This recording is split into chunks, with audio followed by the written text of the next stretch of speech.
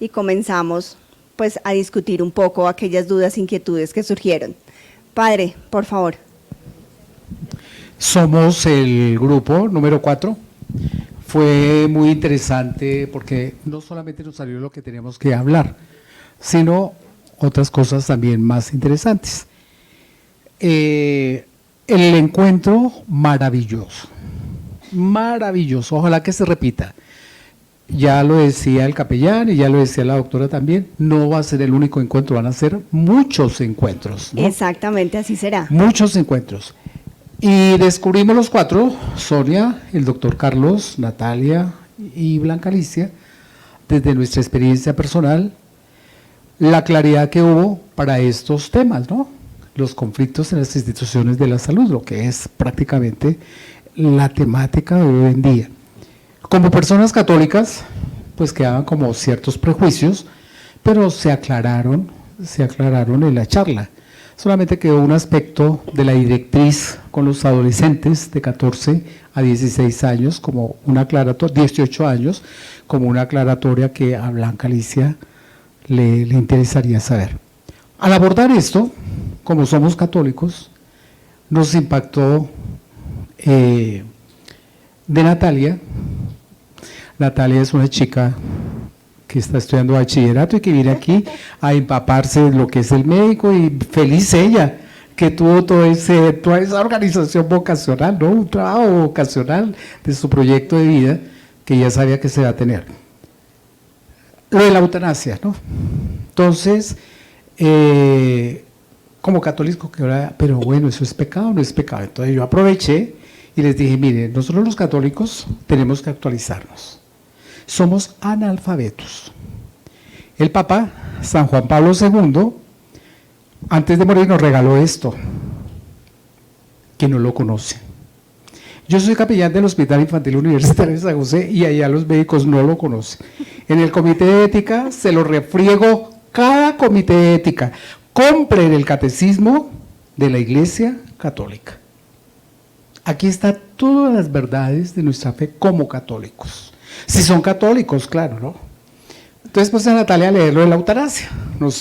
Te tranquilizó bastante y a todos nos tranquilizó, ¿verdad?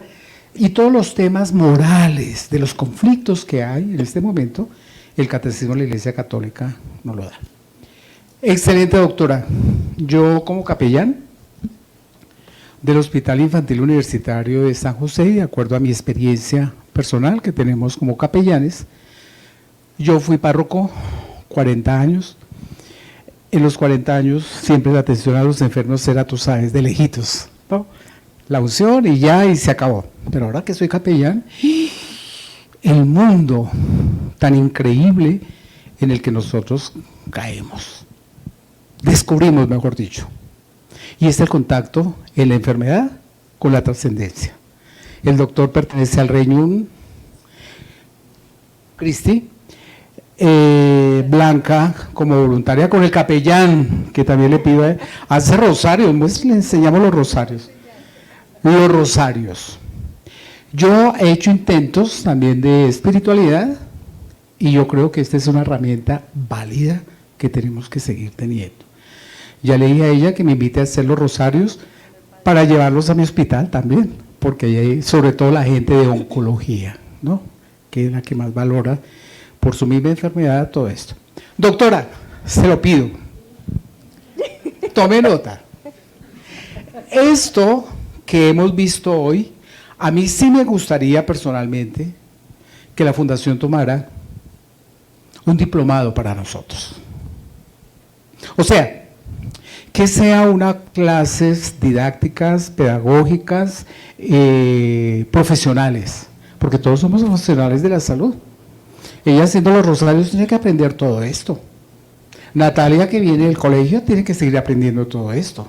Entonces, qué interesante que lo que vimos hoy en esta reunión, las 3, yo no sé cuál de las 3 fue la más buena, pero excelente, ¿no? Y lo que yo te decía, doctora, yo como capellán tengo 7 años en el hospital y yo estoy descubriendo cuánto nos falta de completar. Porque la filosofía y la teología no nos da para nada. La filosofía de la teología necesita las herramientas actuales de nuestro mundo. ¿Qué piso tocamos? Y tenemos que aterrizar a este piso que tocamos. Y en eso el Papa Francisco es un gran maestro. Entonces, por favor, doctora, no se lo olvide. Organice un diplomado y yo le consigo a los capellanes de la Arquidiócesis de Bogotá.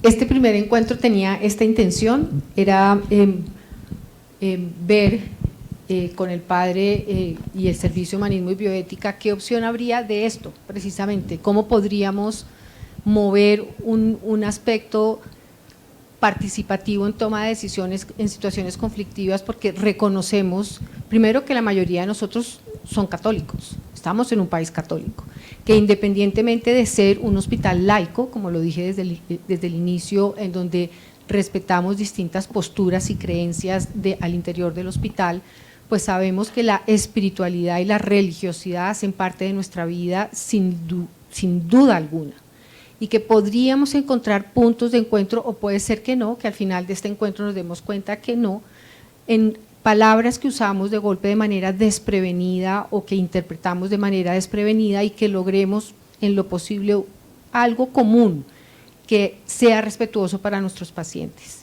Y las dificultades que podamos tener, que seamos capaces de forma respetuosa de abordarlas y decir, hay formas de pensar y valorar diferentes, respetemos esa postura o esta, pero estamos en un hospital que lo primero que busca es el bienestar del paciente y su familia.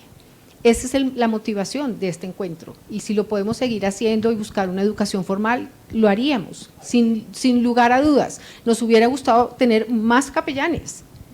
Este es un encuentro de capellanes, pues bienvenidas todas, ¿no? Yo le aclaro por qué no estamos acá. No, todos, pero nuestra idea era un encuentro de capellanes. Doctora, es precisamente por eso yo se lo decía a nuestro capellán ahora en el Tinto, el desconocimiento de la realidad. Por ejemplo, yo llegué acá y dije, ay Dios mío, se van a hablar de Petro, de la pastoral de la salud, una angustia terrible, y ya cuando tú empezaste a hablar ya fue otra cosa, ¿no? Okay. Y las otras doctoras también. Okay. Entonces, dentro de nosotros hay varias cosas. Primero, que tenemos que ver la situación negrera en que estamos los capellanes.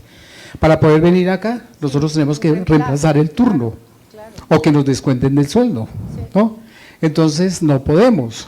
Segunda razón, son tantas cosas que tenemos que aprender, doctora, por favor, que tenemos que actualizarnos, que a nosotros nos dan una tontería, y por eso es que somos como que no somos coherentes. Pero empezamos, fíjate. Claro, empezamos ya. ¿Cuándo es el curso? Listo, ya empezamos. Bueno, yo quisiera, Blanquita, mencionaste que tenías una inquietud para los menores. Sí, la verdad es que el padre en este momento comentó algo muy importante, y él dijo, el Espíritu Santo hizo que yo trajera el catecismo. Leímos el catecismo con respecto a lo de la eutanasia, y comenta, es una muerte digna, pero a mí sí me quedó una inquietud cuando la doctora comentó, es que los niños tienen que estar enfermos y pueden tomar esa determinación de 14 a 18 años. Yo lo sentí como muy fuerte, entonces sí me gustaría de pronto que el padre también me ayudara a mí a como tener un poquito más, no sé, quedé como tambaleando en eso.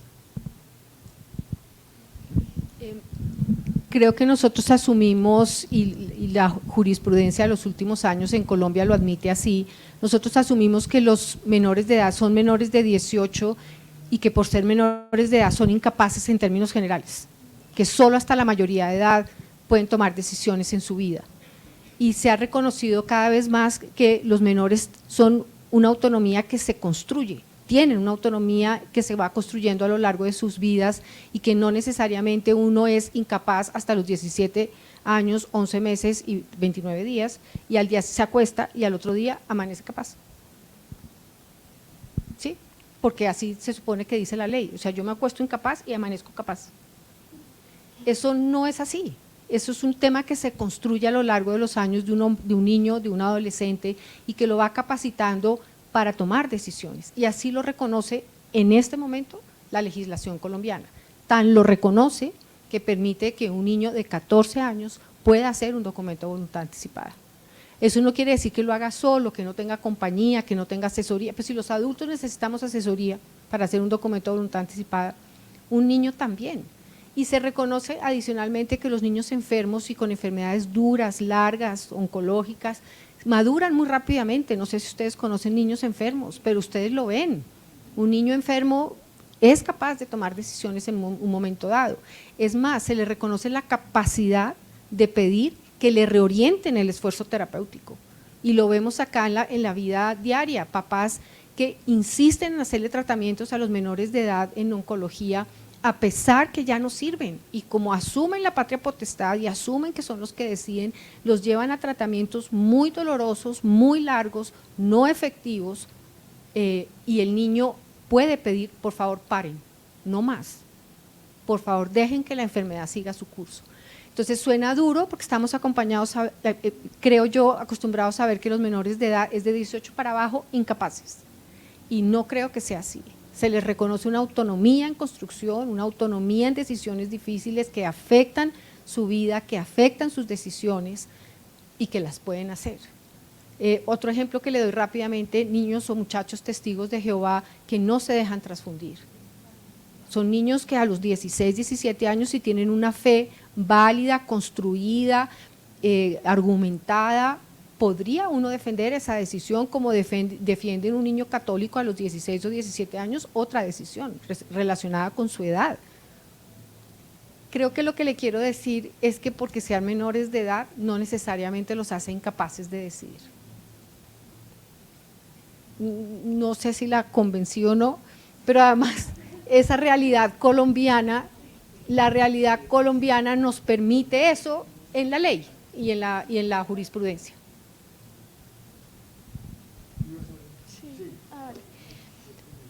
Yo tengo una pregunta, o sea, digamos, Dios no lo quiera, yo tengo una enfermedad y pues tengo que hacer un tratamiento muy duro para mí y pues para mi familia.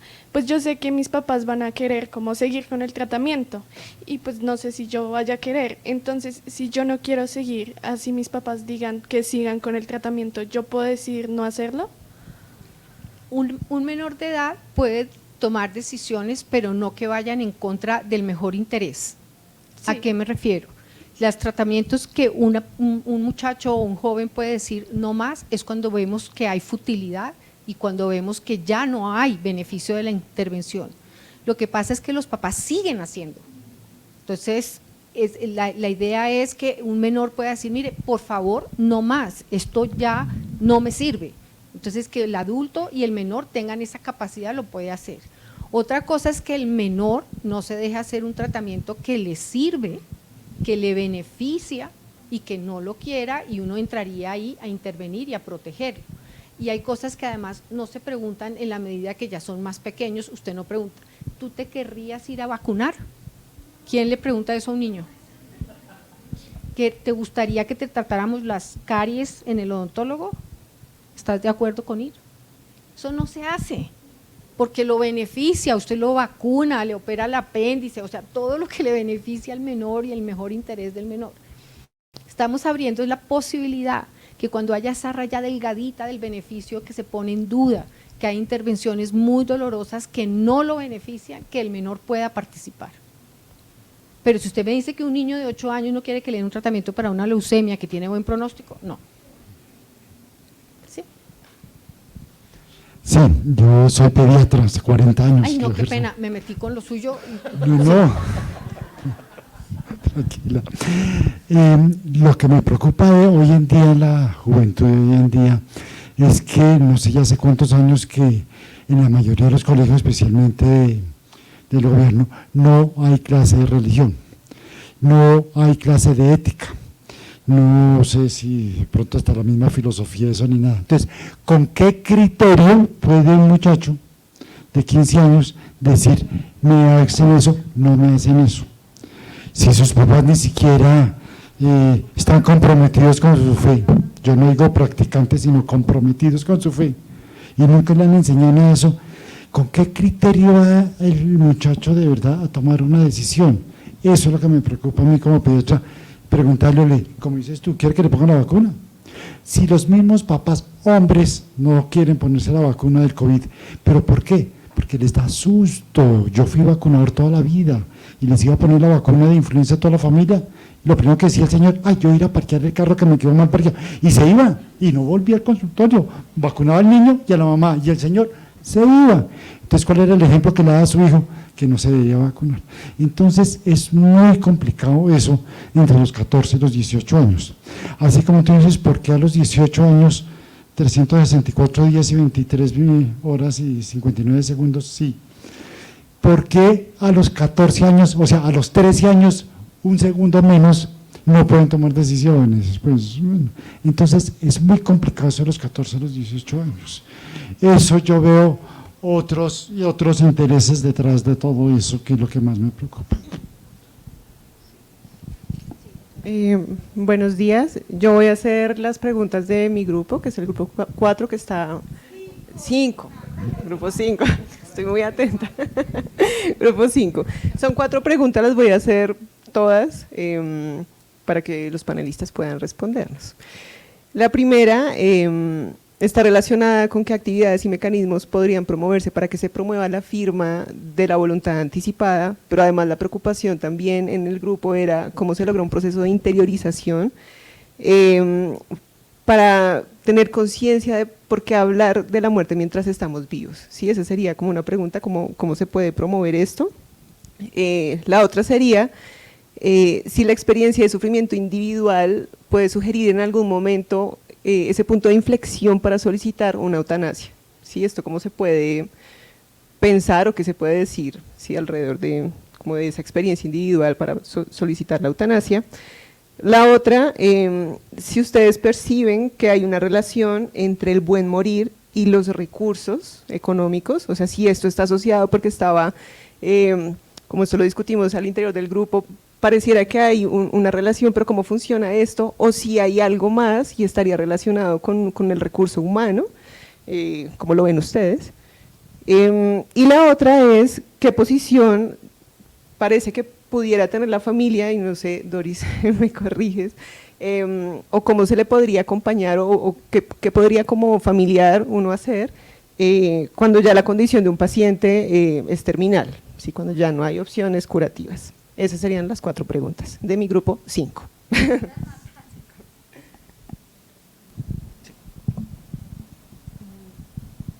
Creo que espacios como estos favorecen todo el tema de los documentos de voluntad anticipada. Creo que la institución ha hecho una tarea muy importante hace muchos años en promover los documentos de voluntad anticipada, aún sin que fueran legales en el país o estuvieran reglamentados. Nuestro documento existe desde el año 2010, que fue creado por el Comité de Ética Hospitalaria de la institución. Entonces tenemos una historia de documentos de voluntad anticipada grande. Ustedes han visto que hacemos charlas durante todos los años, en el mes centrado en la persona, de un taller que se llama así, Hablemos de la muerte mientras que estamos vivos, que promueve el uso de los documentos. Adicionalmente, en las pantallas del hospital, de golpe alguno de ustedes ha visto la información sobre voluntades anticipadas. Creo que se pasa con regularidad en las pantallas del hospital y eso también hace parte de toda nuestra campaña de información. Y el último espacio, que va a sonar a propaganda y pues quiero que así sea, tenemos unos espacios ya organizados, la doctora Diana y yo, de consulta externa de bioética. Esta consulta externa de bioética la hacemos martes y jueves, se pide como cualquier otra consulta de gastroenterología, de ortopedia, por la plataforma aquí de la institución, y en esos espacios de consulta en donde tenemos acceso a la historia clínica y podemos registrar la conversación que tengamos, podemos promover los documentos de voluntad anticipada, los entregamos, les explicamos cómo llenarlos, queda el registro en la historia que se les explica, que tienen un documento de voluntad anticipada, y creemos con eso, nuestra hipótesis en el servicio es que si nosotros nos adelantamos a hablar de escenarios de final de vida, antes de estar enfermos, en una consulta externa, tranquila, con calma, pausados, en donde podamos explorar esos deseos y preferencias, esas dificultades que vemos en la unidad de cuidado intensivo todos los días y que son las que hacen nuestro trabajo acá, no las tendríamos. Las familias no tendrían ese sufrimiento porque ya saben los deseos, porque ya los dijeron. Entonces le estamos trabajando a hacer una bioética de alguna forma preventiva, en esa consulta, tratando de promover los documentos y hablar de este tema, dejarlos consignados, pero dejar adicionalmente el registro en la historia clínica de los pacientes que tienen esta información y que tienen el documento. Creo que esas son las 4 estrategias que tenemos para los documentos de voluntad anticipada y para promocionar esa actividad.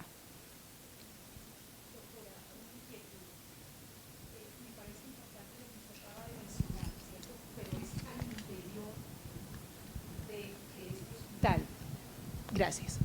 ¿Qué pasa, doctora? ¿Qué pasa con la red pública?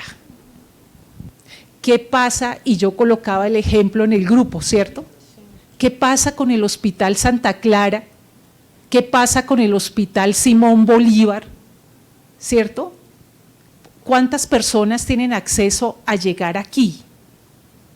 La gran mayoría de nuestra población, el régimen subsidiado, los que no tienen ni contributivo ni subsidiado, sino están ahí en medio, los vinculados o los del CISBEN.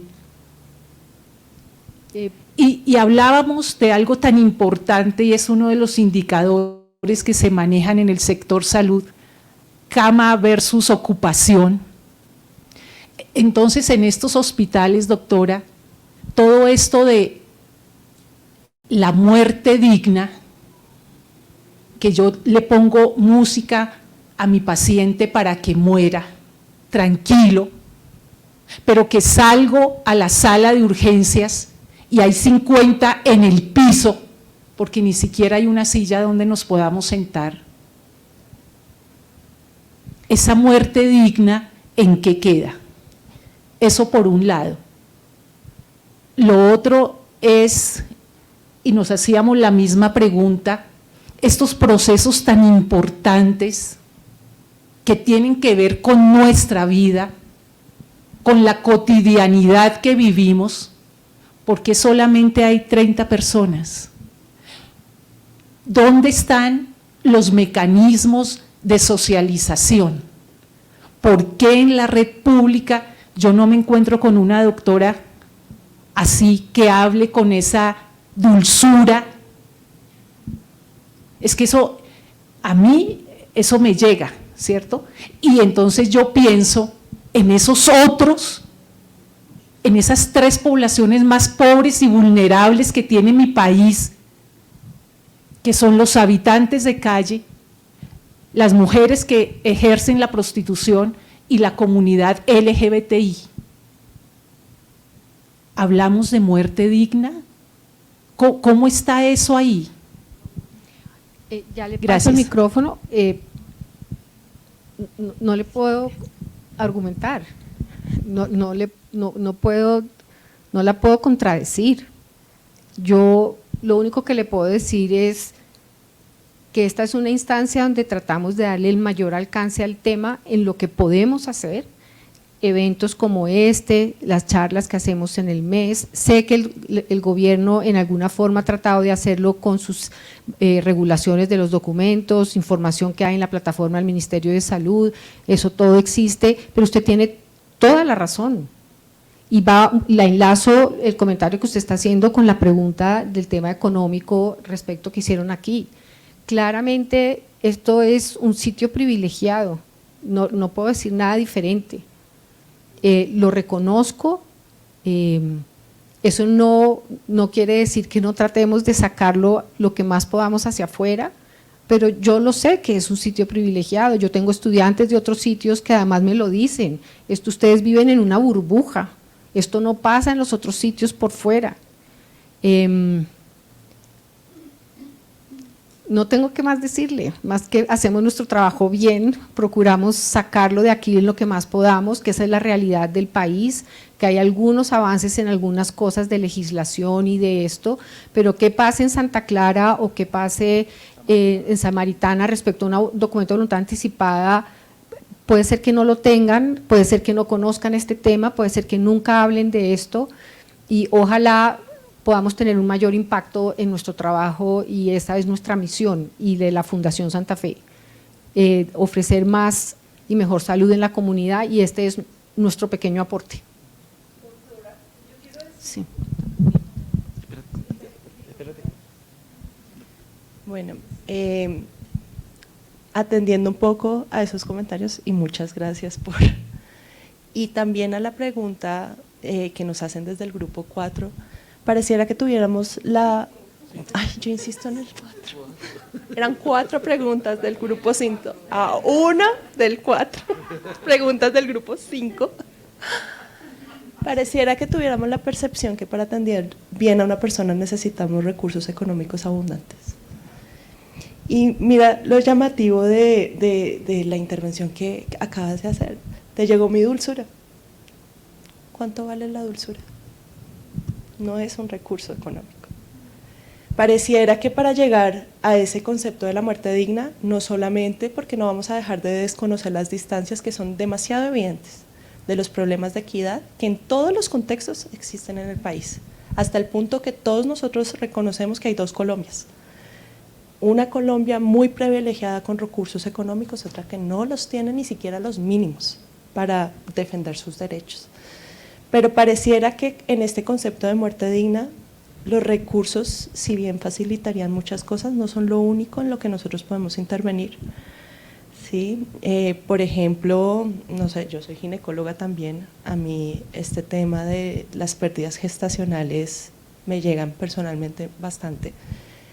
Y veo que, por ejemplo, piensan que para atender el duelo de un recién nacido o atender a una mujer que acaba de perder a su hijo, necesitáramos grandes recursos, ¿no? A veces sencillamente tener la sensibilidad de que tal vez esa mujer va a querer un espacio diferente a escuchar los corazones de todas las mamás que están pariendo, es lo suficiente para darle a ella un espacio digno para ser atendida.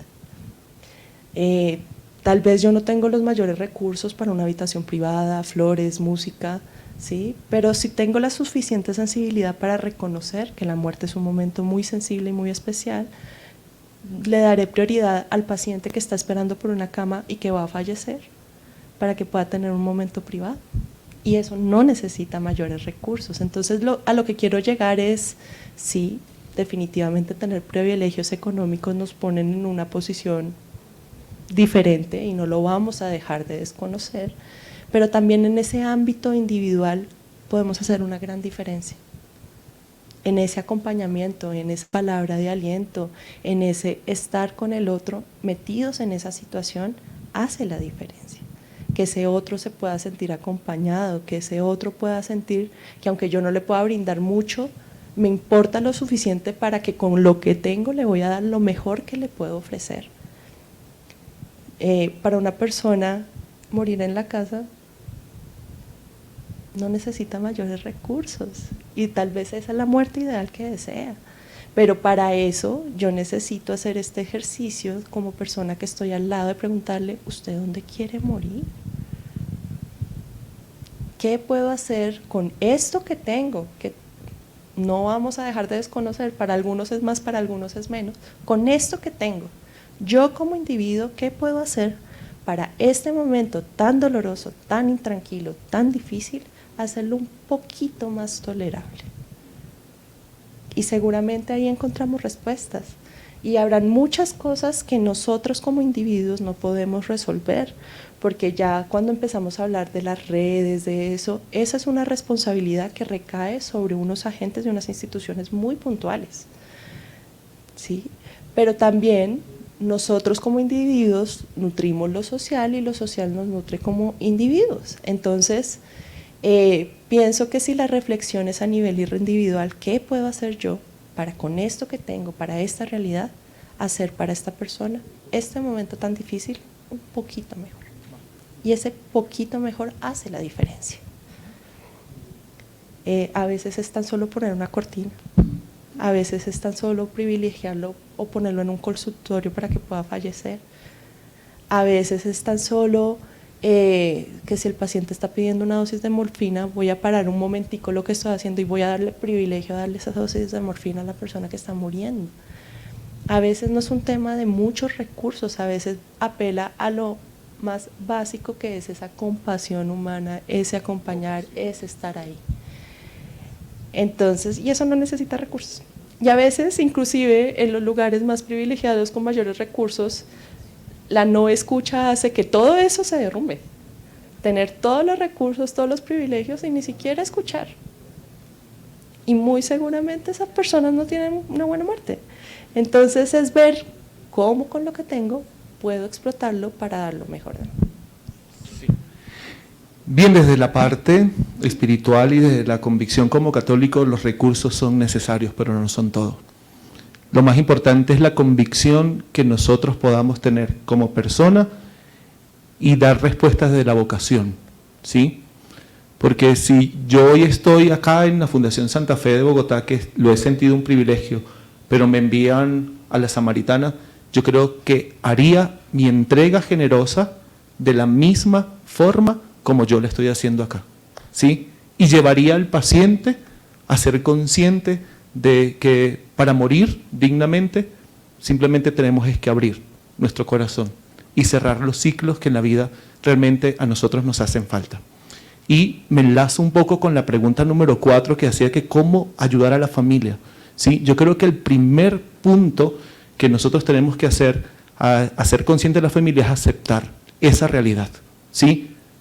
¿Por qué? Porque como seres humanos, como familia, siempre hay una negación y eso se convierte en una autodefensa. Es que no quiero que muera, pero la realidad es inminente, o sea, el paciente va a morir. Y para que la familia pueda llevar realmente un proceso de sanación, pueda realmente llevar un proceso en paz, tiene que primeramente aceptar esa tu realidad. Y si la aceptas, ya estás abriendo la puerta para que nosotros podamos actuar.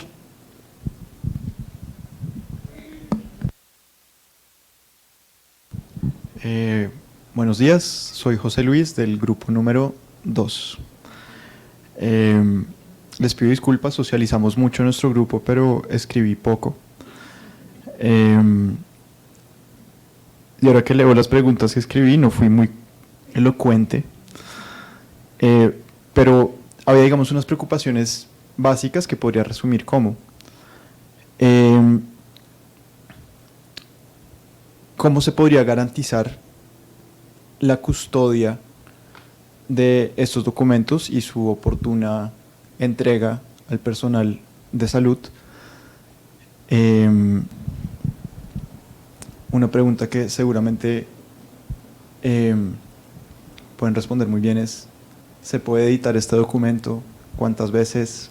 ¿Con qué tiempo es prudente hacerlo? Y otra pregunta, bueno, dos más.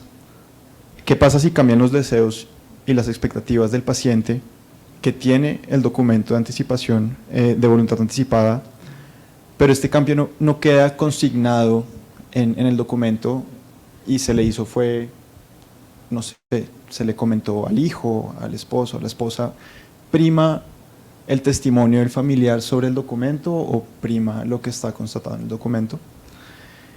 Y un poco haciendo referencia a ese caso del niño que tiene entre 14 y 18 años, donde claramente va a primar el beneficio y el mejor interés del niño. ¿Qué pasa cuando de pronto en un adulto se malinterpreta la situación, el pronóstico de la enfermedad, y hay familiares que quieren ejercer lo que está constatado en el documento, pero la situación no lo amerita o las condiciones no lo ameritan? Me voy a organizar. Los documentos de voluntad anticipada, voy a hacer un énfasis que siempre lo hago y que de otra manera no entendemos de qué se trata. Un documento de voluntad anticipada es como una especie de seguro. ¿A qué me refiero con eso? Solo el documento es válido cuando yo pierdo la capacidad de comunicarme. Mientras que yo pueda seguir hablando en el transcurso de mi enfermedad, a mí me van a preguntar lo que yo quiero. Es solamente cuando yo ya no puedo hablar que mi familia va a entregar el documento y va a decir: esta es la voz de Paula, esto es lo que ella hubiera querido al final de la vida. ¿Eso qué quiere decir? Que uno lo puede guardar en la mesa de noche escondido y pues nadie lo va a traer. O se puede tener esta conversación y entregarle copias del documento de voluntad anticipada a la familia, porque si yo digo que yo los custodio aquí en la Fundación Santa Fe, que lo voy a hacer, se van a escanear y van a quedar en la historia clínica en el momento de la consulta con una nueva historia clínica que vamos a tener. ¿Qué pasa si voy a Marley Chía? Si el accidente del carro me lleva a Marley Chía, quien va a llevar el documento de voluntad anticipada es la familia. Luego, quienes deben tener guardados en alguna forma plastificada, en el celular, en algún lado disponible, es la familia, el documento de voluntad anticipada. La gente que va a respetar mis deseos. Si mi mamá me dice, yo no voy a respetar lo que está en ese documento porque yo voy a hacer que le hagan todo y más, pues no es la persona para el documento de voluntad anticipada. Se lo voy a dar a mis hermanos, que posiblemente por afecto mi mamá no lo va a hacer, por una carga de afecto no lo puede manejar, se lo voy a entregar a mis hermanos. Pero la primera respuesta es, lo debería tener la familia, porque es la que va a llevar el documento cuando yo ya no pueda hablar. Puede ser que yo nunca use el documento de voluntad anticipada porque nunca pierda mi voz y me van a estar preguntando de manera permanente. Y hasta el final, ¿qué quiero y qué no quiero? Si pierdo mi voz, ese documento tiene toda la validez y pues lo que está ahí consignado. Pero la segunda pregunta que usted hace, yo lo puedo renovar, cambiar las veces que quiera. Yo puedo escribir uno anual, de acuerdo con mis necesidades y preferencias, y a lo largo del proceso mío de envejecimiento puede ser que cambie lo que anoté y quiera algunas cosas adicionales. Un documento de voluntad anticipada, por lo menos el nuestro, es un documento muy genérico, no es para cuestiones particulares, porque en mi caso particular no estoy enferma, entonces no puedo orientarlo hacia algo particular, como les decía yo, la ELA, que no quiero un soporte respiratorio, sino que en general lo que dice el documento, lo que pretende el documento es que cuando yo no me pueda comunicar y tenga un daño, en mi caso neurológico severo, o esté una incapacidad total para proveerme mis cuidados, en ese momento no quiero soportes artificiales que me mantengan y me prolonguen la vida.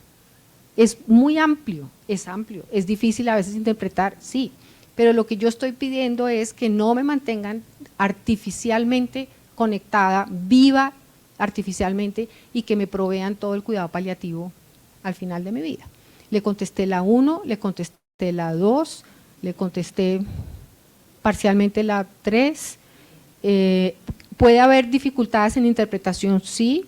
Hemos tenido familias que vienen con el documento de voluntad anticipada y dice, él no quería nada de esto, pero resulta que el paciente no está en final de vida. El documento es para mantenerlo artificialmente al final de su vida. Entonces dice, no, todavía no aplica, esto se puede hacer y lo vamos a hacer, y hemos defendido la decisión médica ante esos documentos de voluntad anticipada que no son congruentes con el momento del paciente.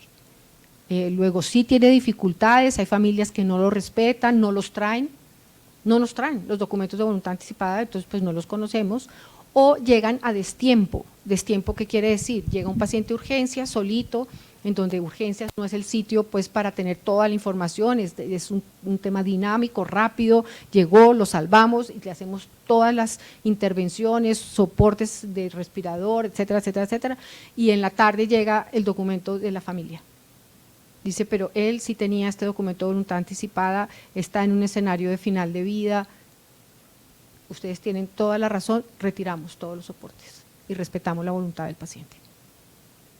Le contesté la 4.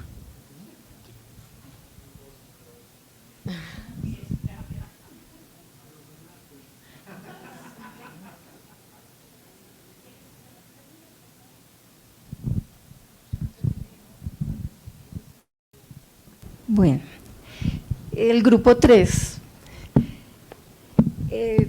Bueno, yo tengo claro que este es un encuentro de reflexión de varias instituciones de la salud, no solo de la Santa Fe. Eso va de mi parte, no del grupo. Pues porque con respecto a las preguntas que hizo la señora, bueno, me cuestionó y me hizo reflexionar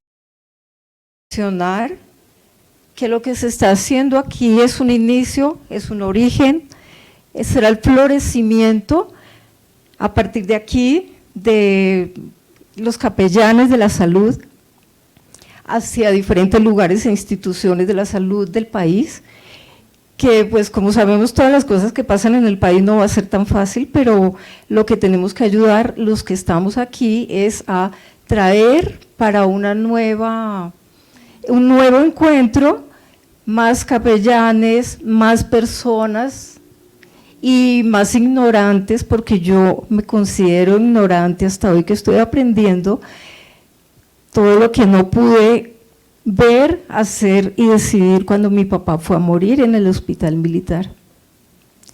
He tenido también la dicha de tener personas dentro de la Santa Fe y comparar con diferentes lugares de salud, donde he tenido también esa misma dicha.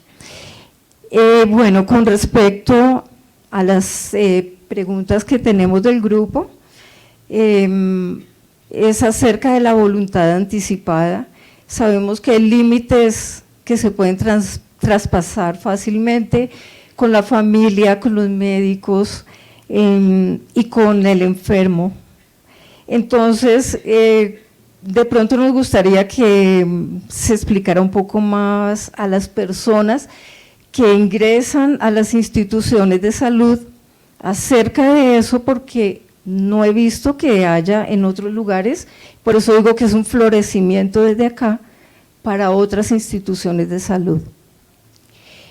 Con respecto a la espiritualidad, porque también está dirigido a los capellanes, sería bueno que vinieran más, pero bueno, como es la primera vez, no es fácil, no podemos echarle agua a nadie, agua sucia, lo que tenemos es que ayudar nosotros para impulsar que vengan más. La espiritualidad nos parece muy importante porque ahora hay varias espiritualidades, nosotros algunos, bueno, yo soy católica, del grupo también varios, y creo que desde el inicio se debe saber qué espiritualidad tenemos, porque dentro de nuestras mismas familias hay diferentes espiritualidades y hay una confusión, batalla, pelea, lo que se pueda presentar al final de la muerte de pues una persona, puede ser yo, puede ser mi hermano, mi papá, mi mamá. Creencias, exactamente, creencias, budista, bueno, ustedes saben de pronto más que yo. Yo soy católica y solo me acojo a eso, así me maten. Bueno, también otras falencias que vimos es en la comunicación, en el acompañamiento desde el ingreso. No estoy hablando de la Santa Fe, de diferentes instituciones de salud, porque por eso lo que ella quería hablar antes, lo que decía la señora me pareció como, bueno, me hizo reflexionar porque no es la Santa Fe, son las instituciones de salud que no tienen eso. Yo lo digo en el hospital militar, yo no lo recibí con mi papá. Y fue muy duro sostener la situación de la muerte de mi papá sin una ayuda de la institución, ni espiritual, aunque allá hay capellán, pero pues no nos han comunicado muy bien cómo debemos actuar en esa situación y era uno de los primeros que moría en nuestra familia. Estoy hablando por el grupo, pero en ese momento por mí también, porque lo viví y eso es lo que tenemos que reflexionar y tratar de cambiar en las instituciones de salud. Bueno, pensábamos también, eso sí fue mi opinión, que se debiera hacer un formato en las diferentes instituciones de salud donde se nos pregunte la voluntad anticipada, la espiritualidad que tenemos, la religión, si católica o no, y pues para tener como una empatía con los capellanes, si somos católicos, y con todos los médicos y con la familia. Se dijo mucho sobre la sensibilidad espiritual ante tomar las decisiones al final de la vida, que tiene que estar muy clara, porque si no, eso también va a ser una batalla, no solo lo económico, sino la espiritualidad, que creo que es lo más importante, porque uno nada se lleva cuando se muere. Podemos tener mucho, pero si nos enfermamos en este momento que uno sufre una cosa que ahí quedó, se va uno con la espiritualidad más fácil que con todo lo económico que tenemos.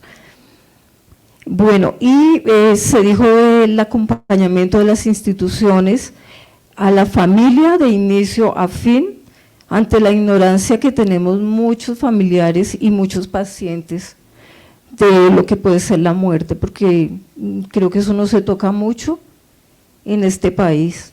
Y ante tantas leyes y tanta locura que hay de,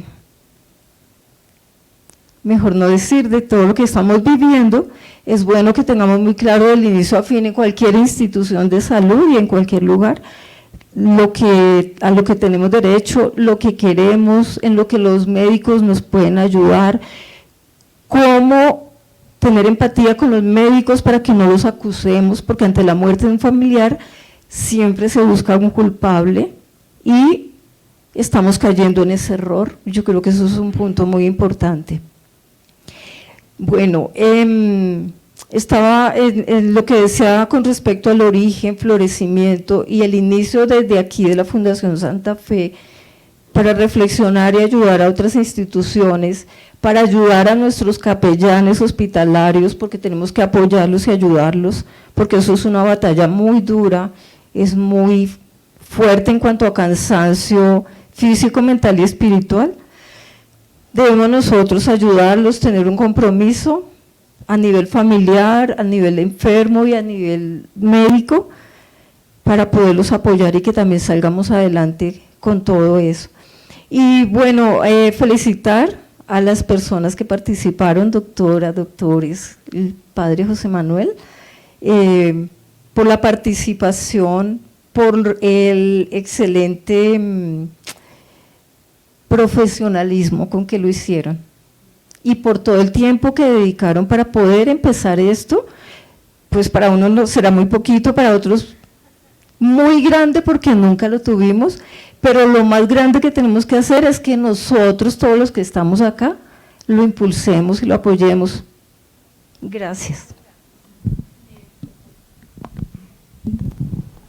Qué pena hablar tanto. Quería comentar una cosa sobre los capellanes. Resulta que la fábrica de capellanes está muy floja. Y eso que en Bogotá nosotros, si no alcanzamos a misa de 10, podemos caminar e ir a la misa de 11, si no la de 12. Pues sí, hay lugares del mundo donde hay una misa a la semana y eso, con un solo sacerdote. Luego, el tema no es tener más capellanes. ¿Dónde va a conseguir más sacerdotes que vengan aquí? Es imposible. En el country donde yo vivo, que estamos pegados a la clínica Santa Rita, tenemos la fortuna pues, de que el capellán ahora es el párroco y hay otros 2 sacerdotes, o sea, son 3. Y no alcanzan, no dan abasto. Nosotros, los ministros extraordinarios de la comunión de la iglesia de Santa Rita, somos 28.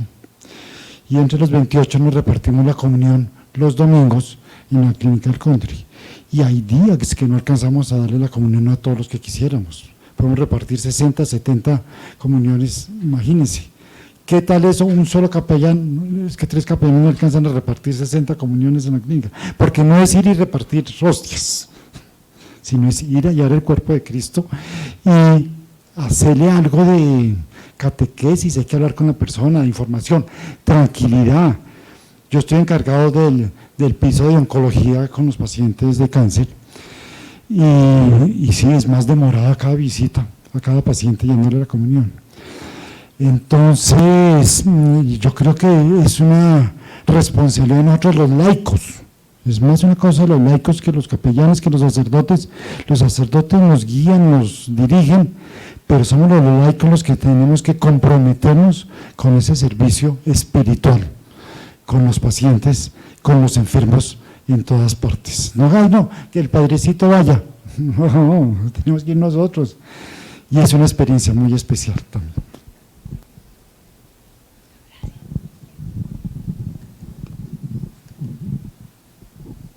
No, yo quisiera como comentar una cosa que me parece que puede ser complementaria a lo que se ha hablado hoy, que me parece que es un esfuerzo interesante, que por supuesto ojalá hubieran habido más capellanes, pero creo que quienes somos sujetos de relación médico-paciente podemos también ir formando a otras personas para que tengan ese rol, por lo menos de educación de las familias. Mire, yo creo que la discusión que hay alrededor de las voluntades anticipadas está basada en la comportamentalización de la medicina y la superespecialización de la medicina. ¿Por qué es tan difícil hablar de voluntades anticipadas?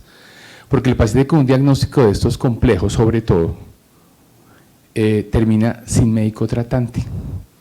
Y a veces el cuidado paliativo es el que más se acerca a arropar a ese paciente y a terminar hablando cosas que ha ido a hablar el ortopedista, el cirujano, el oncólogo, etcétera, el nefrólogo. Entonces yo pienso que tanto cuidado paliativo como el concepto de las voluntades anticipadas mejorará en la medida que la relación médico-paciente se fortalezca y el paciente esté informado adecuadamente.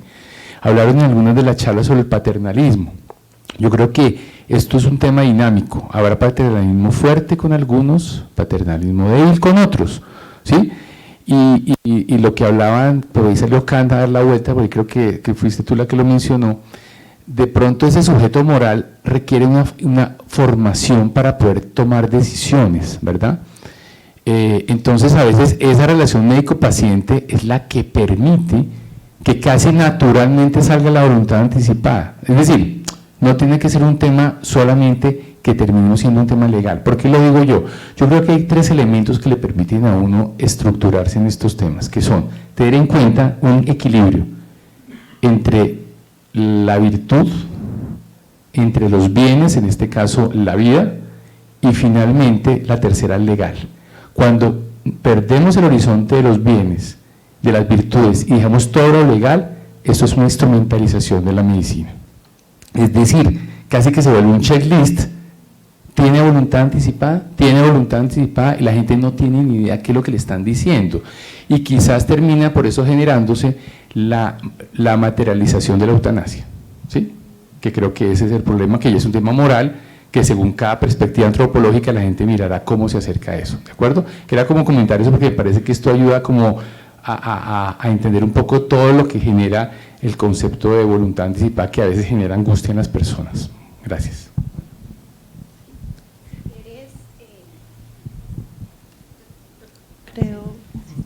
Buenos días. Ya. Creo que faltamos nosotros del último grupo. Bueno, mi nombre es Andrea, pertenecí al grupo 1 y pues resumimos nuestra discusión en 4 preguntas. La primera es si la sedación paliativa aplicaría en un escenario agudo para mitigar los síntomas, ya que pues de acuerdo a lo que nos comentó la doctora Jimena, había unos requisitos que de hecho era como una enfermedad terminal, crónica, incurable.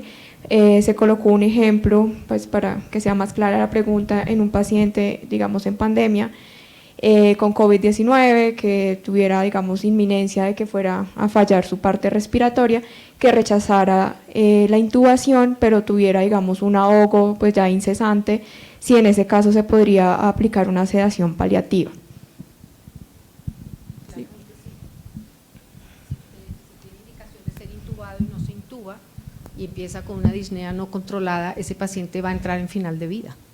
Luego tiene toda la indicación en ese momento. Es más, los pacientes que rechazaban intubación durante pandemia, gran parte del trabajo que se hizo en la institución, y me imagino que en muchas, fue de cuidados paliativos, o la rechazaban por alguna razón de una enfermedad avanzada previa o por su deseo, pero también pacientes que tenían enfermedades graves ya establecidas y que no fueron candidatos para tener una intubación. Claramente se debería dar un tratamiento de control de síntomas adecuado, incluyendo sedación paliativa, claramente que sí. Gracias. La segunda pregunta es, obligatoriamente cuando un paciente está en unidad de cuidado intensivo, ¿tiene que morir solo? ¿Hay alguna norma nacional que garantice que la familia pueda acompañarlo pues, a final de vida? Considerando, pues esta pregunta se generó en otras instituciones, porque claramente ya vimos cómo es organizado en la institución. Voy a usar un poco los argumentos del doctor de que todo el tema es legal, ni muchísimo menos, y que finalmente el aspecto que estamos defendiendo acá de muerte digna incluye todo tipo de acompañamiento humano, profesional, en cualquier escenario que se dé, incluyendo la unidad de cuidado intensivo. No se me ocurriría que deba haber una norma que diga que uno debe morir acompañado. O sea, me parecería dolorosísimo que existiera una norma así. ¿Por qué? ¿Ah? Sí, pues o al revés, para que no muera acompañado, párrafo 1, no, me parecería dolorosísimo que tenga que haber algo legislado así. Creo que es un acto humano de acompañamiento que todos deberíamos hacer en cualquier momento de la vida y especialmente en la muerte. Luego, sé que en otras instituciones las visitas a la UCI están restringidas, se ponen por la mañana y por la tarde. Me va a dar pena ya decir pues que nosotros no tenemos eso, que acá puede quedarse las personas 24 horas, pueden dormir en la habitación un familiar, lo pueden acompañar todo el proceso. Cuando hay alguien en final de vida, abrimos las visitas y están en bloque acompañando a su ser querido dentro de la unidad. Luego, que una persona esté en la unidad no implica que fallezca solo, es más, hacemos esfuerzos enormes si podemos porque se han desescalado las intervenciones y lo podemos sacar a habitación para que garanticemos que esa persona esté todavía más cómoda en la habitación, pero puede morir con su familia, las visitas son 24 horas, que no debería ser exclusivo nuestro. Eso debería ser en todas las instituciones, se puede tener visitas 24 horas y la persona…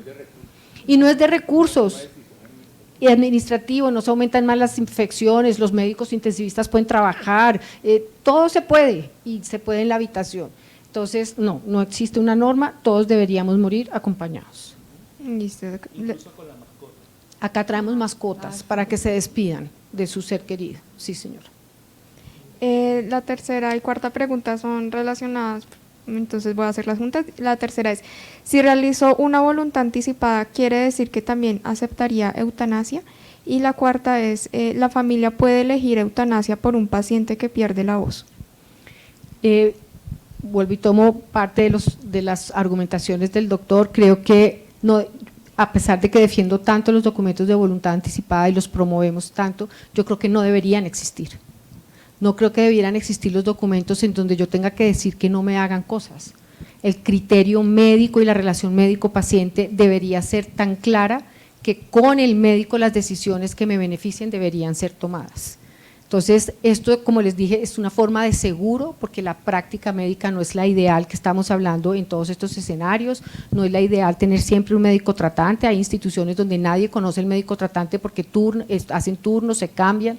Entonces, tiene sus particularidades el documento de voluntad anticipada y no deberían existir, la relación debería ser tan clara, tan virtuosa, como él lo acaba de decir, tan valorativa, que las decisiones se tomen con el paciente y se sepa el rumbo de esa enfermedad para no tener que adelantarse a las decisiones. Pero esa no es la vida real. La vida real son escenarios en donde se hacen intervenciones extraordinarias, donde las familias se duelen porque les hacen más a sus seres queridos, les hacen más tratamientos de lo que se debiera hacer y por eso surgen esos documentos con sus particularidades. Ahora sí voy a hacer solo referencia a la ley. En la ley colombiana se permite que usted haga su solicitud de eutanasia en un documento de voluntad anticipada. No quiere decir lo mismo. Yo hago un documento de voluntad anticipada para que no me hagan intervenciones al final de la vida que me prolonguen artificialmente. Esa es la esencia del documento de voluntad anticipada. Pero se permite que usted, si esa es su creencia y su forma de valorar, deje solicitado eutanasia en el documento de voluntad anticipada. Y la otra pregunta es, en Colombia también, por legislación, usted no puede pedir el procedimiento de eutanasia para otro. Es usted sola, con su autonomía, con su valoración de la vida, de sus creencias, su espiritualidad, todo en conjunto, si decide solicitar el procedimiento de eutanasia, es usted quien lo pide. Nadie lo puede pedir por usted. Ni lo puede reversar, ni puede intervenir. Eso es un proceso exclusivo de un paciente autónomo que toma esa decisión. ¿Se las contesté? Sí, doctora, muchas gracias. Bueno, yo creo que entonces, para finalizar, en este momento quisiera puntualmente al padre José Manuel. Padre, de acuerdo a su formación, su educación, quisiera que nos compartiera un poco esa experiencia que ha sido trabajar acá, en el Hospital Fundación Santa Fe. Bueno, para mí estar acá en el hospital, les confieso que cuando el padre Carlos me propuso, yo dije internamente, me quieren aburrir, ¿sí? Pero no era mi predisposición. Yo decía, me quieren aburrir, me mandaron para el hospital, ¿sí? Y yo creo que me estaba cerrando a este hermoso seminario de vida. Sí, creo que lo que yo he aquí aprendido, no lo aprendo en 50 años en una parroquia. No lo aprendí en el seminario, ¿sí? Por eso también desde la capellanía, desde los sacerdotes capellanes, hemos hecho una solicitud, específicamente el señor arzobispo, ¿sí?, de que se incluya en los seminarios, ¿sí?, temas referentes a la pastoral de la salud. Han cumplido efecto, ya estoy invitado para dictar un taller de pastoral de salud al Seminario Mayor en 4 fines de semana continuos a los estudiantes. O sea, yo creo que mi experiencia sin duda ha sido maravillosa, grandiosa. Como hombre, como persona, me he sensibilizado ante el dolor. He aprendido que como sacerdote mi papel fundamental es acompañar, ¿sí? Es acompañar, es escuchar, es animar, es reorientar, ¿sí?, muchas cosas y sin duda para mí pues la experiencia ha sido súper valiosa, ¿sí? Súper valiosa. O sea, me ha ayudado a comprender, me ha ayudado a conocer, me ha ayudado a poder decir, wow, o sea, no pido que ningún familiar mío caiga en una situación de esta, pero creo que hoy me siento con más capacidad de poder decirle y de orientar a mis familiares y de poder decirles, miren, o sea, esta situación va a pasar, o sea, todo eso, ¿sí? Entonces, sin duda, en general, pues ha sido una experiencia única. No cambia mis convicciones. Aquí pues me ha tocado atender personas que me dicen, de las que quieren abortar o las que quieren que su bebé se les retenga con mucho dolor, pero el pronóstico es que el bebé va a ser expulsado. Entonces uno dice, oye, o sea, esos dos polos, no estoy como para abrazar a uno y dejar al otro. Yo creo que como sacerdote estoy para abrazarlo a los dos, sí, para abrazarlos a los dos y decirle, creo que a nivel de iglesia, aquí en la fundación me ha impactado, y en todo este recorrido solamente he tenido 3 momentos en los que pacientes me han visto y lo primero que me han dicho, padre, lo primero que le pido es que no me juzgue. Y para mí eso ha sido tan duro, o sea, para mí eso ha sido así como que, oye, ¿en qué momento se nos ha enseñado a la humanidad que la iglesia juzga? ¿Sí? Cuando Dios nos ha dicho que he venido al mundo por los que están enfermos, o sea, por los que carecen de orientación. Entonces, bueno, eso a mí me ha destronado, ¿sí? O sea, y yo, no estoy aquí para juzgarte, te quiero escuchar, ¿sí? Y bueno, y las experiencias pues acá dentro de la fundación no las puedo contabilizar. Hay días que tengo solicitud de 40 pacientes, hay días que tengo solicitud de 8, hay días que tengo solicitud de 4. Tengo códigos azules espirituales, o sea, urgentes que tengo que salir. Pero sin duda hay días que me puedo gastar más tiempo con 4 pacientes y no con 40, ¿sí? Porque lo que uno busca es brindarle a la persona ese espacio de escucha, ¿sí? Ese espacio de sentirse acompañado, de sentirse amado, de sentirse valorado, ¿sí? Justamente antier tuve una intervención hermosísima y me decía esta señora, padre, yo soy de convicción católica y el gran dolor que tengo en mi corazón es que ahí entra la unidad de cuidados intensivos uno por uno de mis hijos porque se odian entre ellos. Dice, se odian entre ellos y cuánto anhelo poder verlos juntos, ¿sí? Y ayer cuando yo voy estaba en etapa agónica y estaban todos los hijos. Y yo llegué y dije, wow, ¿sí? Ahora les tocó, ¿sí? Mirarse a la cara, uno al otro, y bueno, y yo lo único que aproveché fue la oportunidad de decirles, miren, que la partida de mamita sirva para todos y cada uno de ustedes de saber que la vida es más sencilla y que no tenemos que perderla, porque tarde o temprano vamos a llegar a este momento, ¿sí? Vamos a llegar a este momento. Y salí de la habitación y yo decía, wow, esta señora ayer habló conmigo, comulgó y todo, y ya hoy está en etapa agónica. Estaba ya, ¿sí? Muriendo. Entonces, pues ha sido una experiencia hermosa. Padre, gracias. Una pequeña intervención. Ya sé que todos nos tenemos que ir, pero en nuestra arquidiócesis de Bogotá también, como el Papa Francisco, ha metido a la mujer en el gobierno. El Vaticano ya tiene alcaldesa, tiene gobernadora, tiene la vicaria encargada de elegir a los obispos para los distintos países. Y nuestro cardenal arzobispo, Luis José, también nos ha nombrado a nosotros los capellanes nuestra monseñorina. Ella es nuestra monseñorina. Ella es la responsable de los capellanes de la Arquidiócesis de Bogotá. Así que un aplauso. Y luego tenemos otra monseñorina, la encargada de la pastoral juvenil y de adolescentes, que es una monjita. Brevemente, cuéntanos de este paso. Bueno, solamente les voy a robar 2 minuticos porque me da pena callar por el tiempo de ustedes. Mi nombre es Tatiana González, yo soy trabajadora social, hago parte de la Arquidiócesis de Bogotá, particularmente de la Vicaría de Evangelización, y acompaño todo el Servicio para el Desarrollo Humano Integral, que está a cargo de Monseñor Ricardo Pulido, pero yo le asisto un poco en todo lo que tiene que ver con este desarrollo humano integral. Dentro de este servicio pertenece la Coordinación de Pastoral Salud, nuestro coordinador, que es el padre José Manuel, y el padre Jorge Flautero, que es uno de los capellanes. Por eso mi presencia acá en este espacio. Pues bueno, haciendo alusión un poco a lo que dice el padre, creo que estos espacios son de vital importancia para la Iglesia, ¿sí? Particularmente.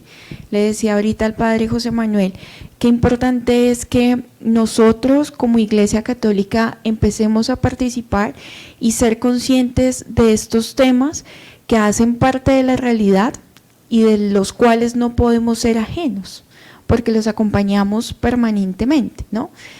Y sí, nos ha costado salir a conocerlos, nos ha costado hablar de esos temas, nos ha costado mucho, pero pues bueno, es un camino y estamos dando pasos, estamos avanzando en el asunto, ¿sí? De ahí que también pues la presencia de nosotros los laicos haya aumentado y sea significativa hoy en día en la Iglesia, particularmente de nosotras las mujeres.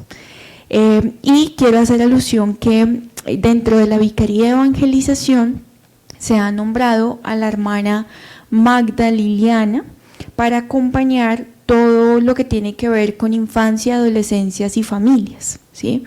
Y creo que estos espacios no pueden ser ajenos a la evangelización del mundo, de la familia, ¿no? Pues que se enfrenta y afronta tantas realidades como lo es al interior de los hospitales y clínicas con estas situaciones que ustedes de verdad nos iluminaron el día de hoy.